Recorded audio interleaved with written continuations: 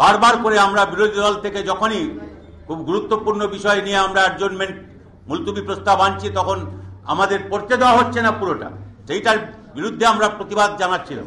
এই যে আপনারা দেখেছেন দেবলীনা হেমব্রমকে কিরকম ভাবে শারীরিক ভাবে নিগ্রহ করা হয়েছে।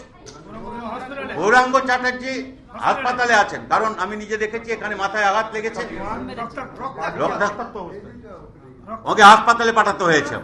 এই যে হলো চোখের সামনে, ওখানে যখন আমি ওকে বোঝাবার চেষ্টা করছি যে আপনি আমাদের বলতে দিন, হাউসটা যদি আপনি চান আমাদের কোঅপারেশন তাহলে আমাদের বলতে দিন, আপনি একটা রুল কোড করে কিছু একটা অর্ডার দিয়ে দেওয়ার আগে তো আমাদের বলতে দিন একবার, যে বলতে দেবেন।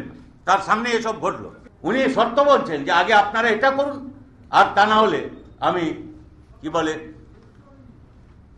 আমি তাহলে বাধ্য হবো যে মার্শাল ইত্যাদি দিয়ে আপনাদের মার্শাল কে মার্শালকে আসতে হবে কিসের জন্য?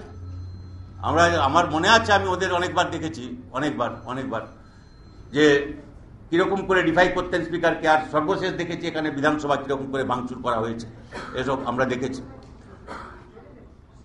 সেই জন্য আমরা প্রতিবাদ করেছি। প্রতিবাদ করে আমরা এর বিরুদ্ধে আমরা পুরো এই অধিবেশনের আজকের দিন তো বয়কট করেছি, বাকি কালকে উনি কি করবেন আমরা দেখব, আজকে কি করবেন দেখব, আজকে হাউসে কি হচ্ছে দেখব। এখনো প্রভিশন আছে যেটা যে হাউস এই সাসপেনশন তুলে নিতে পারে, যদি তুলে নেয় তো কালকে আমরা সিদ্ধান্ত পুনর্বিবেচনা করতে পারি।